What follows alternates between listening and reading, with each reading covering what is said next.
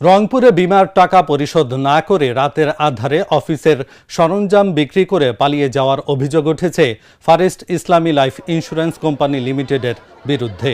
রোববার সকাল থেকে দুপুর পর্যন্ত নগরীর গ্র্যান্ড হোটেল মোড়ে অবস্থিত ফারেস্ট ইসলামী লাইফ ইন্স্যুরেন্স অফিসের সরঞ্জাম সহ একটি ট্রাক আটক করেন বিক্ষোভকারীরা। এ সময় আন্দোলনরত গ্রাহকেরা বলেন, তাদের কষ্টে অর্জিত টাকা ফেরত পেতে দীর্ঘদিন ধরে অফিসে আসছেন তারা। তবে কর্তৃপক্ষ নানা অজুহাত দেখিয়ে বছরের পর বছর অর্থ ফেরত না দিয়ে টালবাহানা করেছে। পরে রোববারে তারা জানতে পারেন অফিসের সকল আসবাবপত্র বিক্রয় করে চলে যাচ্ছেন অফিসের সকল কর্মকর্তা ও কর্মচারীরা। তারা বলছেন, যতক্ষণ তাদের অর্থ ফেরত পাবেন না তারা এই আন্দোলন চালিয়ে যাবেন। বছর ডিপিএস করছি, আমার ডেট শেষ হয়ে গেছে, 12 বছর চলে গেছে। চলে যাওয়ার পর আমি টাকাটা পাবো না, আমার 3 বছর থেকে ঘুরাইতেছে।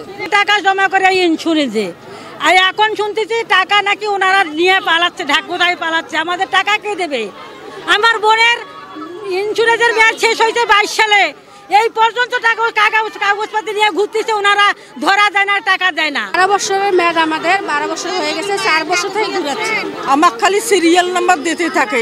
10 সাল গেল, 20 সাল গেল, 21 সাল গেল, করোনা থেকে আমার মেয়াদ শেষ হয়েছে। কোনো সিরিয়াল নাম্বার খালি দেয় আর দেয় না টাকা। এই যে আমরা ঘুরতে আসি, আমার হাঁটতে হাঁটতে আমার বাদ ফান্দি গেছে। আমার কাগজপাতি সব জমা দিছি, এর আগে আপনি কয় কি দেমো টাকা, মোবাইল নাম্বার দিতে কয় দেমো টাকা, আর আজকে হুড়তে পালে যাইতো। আমার স্বামী অসহায় বাবা, ঔষধ ক্ষমতাও পাইনি, একটা হাঁসের ডিম তাও বেঁচে দিছি, বা একটা হাঁসের ডিম পাচ্ছে তাও না খাইয়া দিছি। আমার বাবা আমার লাভ চাই না, আমার আসল টাকা দেয়, আমার বিন্দু কাপড় নাই।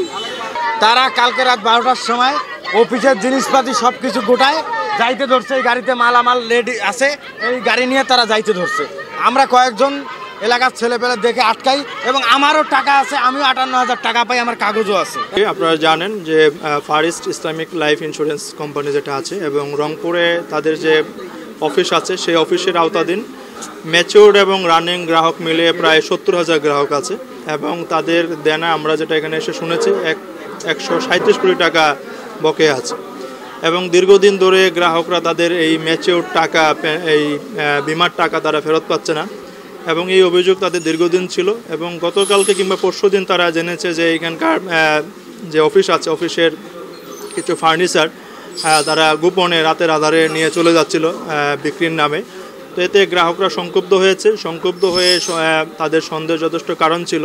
এই প্রেক্ষাপটে তারা এই অফিস চত্বর তারা ঘেরাও করে তাদের টাকার দাবি জানিয়েছে, এবং তাদের যে প্রতারণার যে আশঙ্কা সেটার দাবিটা জানিয়েছে। এবং সেই সাথে পুলিশ এখানে এসেছে, পুলিশ এসে তাদের সাথে কথা বলেছে। আমরাও জেলা প্রশাসন রংপুরের তরফ থেকে এখানে এসেছি, এবং এসে যেটা দেখলাম, এখানে দায়িত্বশীল যিনি আছেন ম্যানেজার সহ আরও কয়েকজন অফিসারকে আমরা পেয়েছি, তাদের সাথে কথা বলেছি, এবং একই সাথে তাদের যে হেড অফিস আছে সেখানেও দায়িত্বশীল কয়েকজনের সাথে কথা বলে তাদের যে বাস্তবিক অবস্থা, এটার মূলধন ঘাটতির বিষয়গুলো তারা জানিয়েছে।